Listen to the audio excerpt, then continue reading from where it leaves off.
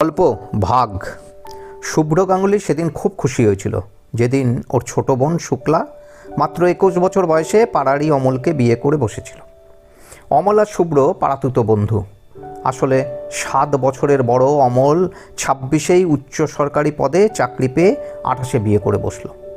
ওর বাড়িতে শুক্লার গ্রহণযোগ্যতা নিয়ে কোনো প্রশ্ন ছিল না, কিন্তু অব্রাহ্মণ কোনো ছেলেকে জামাই করতে বিন্দুমাত্র রাজি নয় গাঙ্গুলি পরিবার। মুখে মুখেই ত্যায্যকন্যা করে দিয়েছিলেন বাবা। শুভ্র আদরের বোনের ভালো বিয়ে হয়েছে বলে যেমন মনে মনে খুশি, তেমনি বাড়ির সাথে সম্পর্ক ছিন্ন হওয়াতে ভবিষ্যতে পৈতৃক সম্পত্তির পুরো অংশ পাওয়ার আশা উজ্জ্বল হয়েছিল। কয়েক বছরের মধ্যেই ওদের বাবা মায়ের অকাল মৃত্যু ঘটে। ওনাদের শুক্লার প্রতি তীব্র অভিমান থাকলেও দুর্বলতাও ছিল অপরিসীম, তাই জেনে বুঝে শুভ্রর নামে উইল করে দেননি।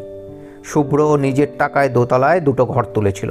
যুগের সাথে তাল মেলাতে গিয়ে বাড়িটা প্রমোটারের কাছে বিক্রি করে বেশ কিছু টাকা আর একটা ফ্ল্যাটের স্বপ্ন মাথায় ঢুকে গিয়েছিল। প্রমোটার পাড়ারই এক রাজনৈতিক দাদা। আইনের ব্যাপারটা ওর নখদর্পণে।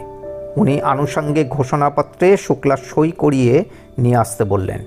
শুভ্র নিশ্চিত মনে শুক্লার কাছে গেলে ও জানিয়ে দিল, হিন্দু উত্তরাধিকার আইন সংশোধনী 2005-এর অধীনে সুপ্রিম কোর্ট রায় দিয়েছে যে কন্যাদেরও ছেলেদের মতোই পৈতৃক সম্পত্তিতে সমান অধিকার রয়েছে, এমনকি সংশোধনের আগে বাবা মারা গেলেও।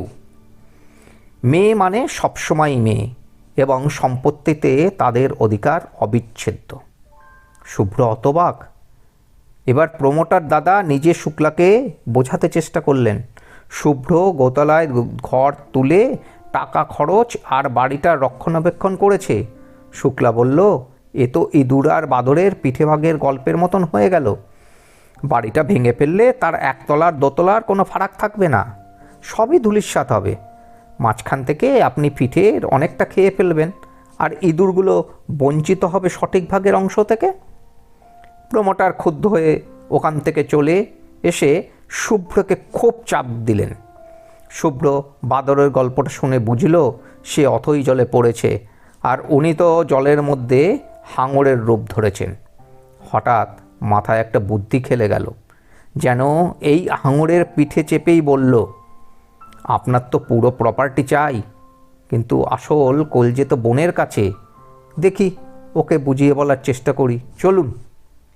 প্রমোটার আপাতত শান্ত হলেন।